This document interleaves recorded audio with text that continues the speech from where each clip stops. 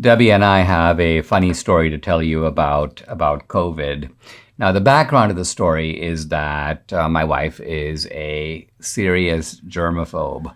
And what this means is that really, in a way that she's not really able to kind of get beyond or even control, it creates a certain kind of paranoia in you. It's almost as if Debbie puts it it's like discovering that the demon is real. The monster is real.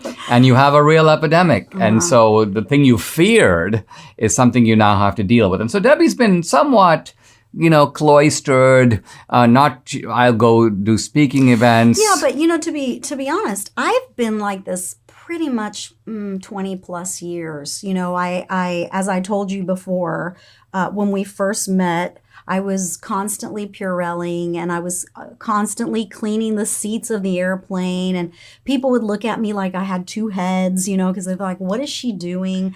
And I've always been that way. I kind of avoided large groups of people in clusters just because I knew that was probably a recipe for a cold or even the flu. So I've always been that way. So when COVID came, and the CDC was, talking about wash your hands for 20 seconds. Okay, check. I'd done that like 20 years. Don't rub your eyes or your face. Check. I'd done that for 20 years. But the new one, of course, was that it was airborne. So, of course, it was another paranoia for me.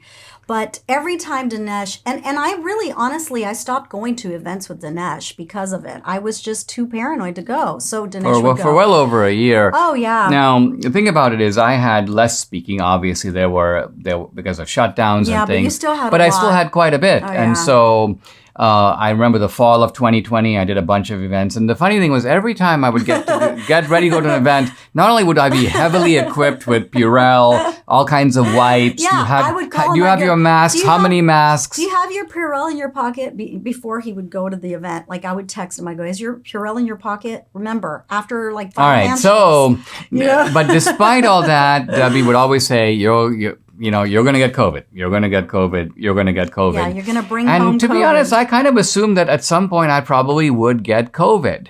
But you can kind of pick up the narrative from there. So the long story short, I guess, for that is that I finally went to an event with Dinesh.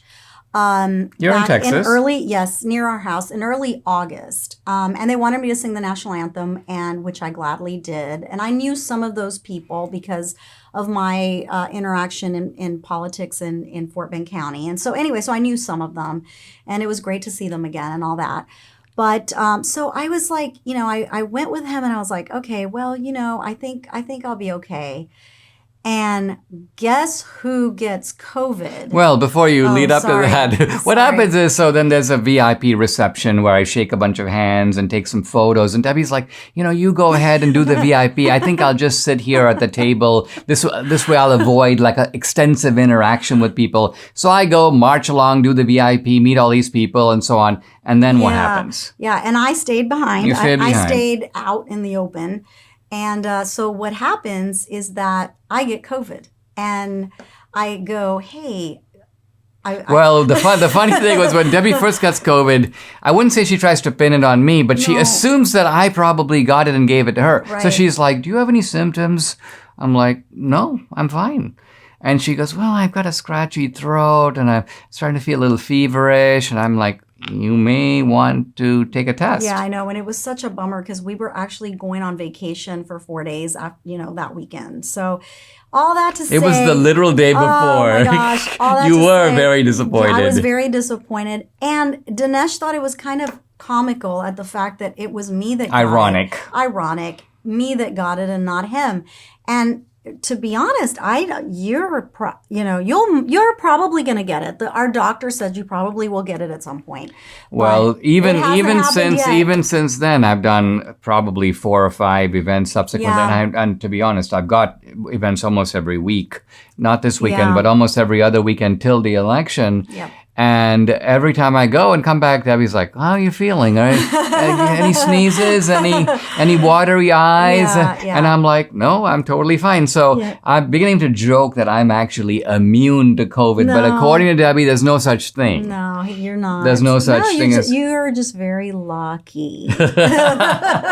Very lucky man. I'm lucky in many ways for sure. But I'm also lucky not to have gotten it because I probably have had far more interaction with people than most, just because of being in the public domain.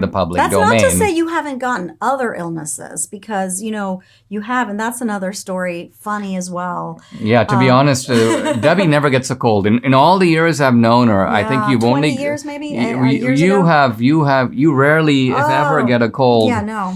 And yet the last time that both of us got a cold, so in May, I got a me. really bad one in May, and then I got COVID in August. And actually, I had not gotten sick in like probably 20 years.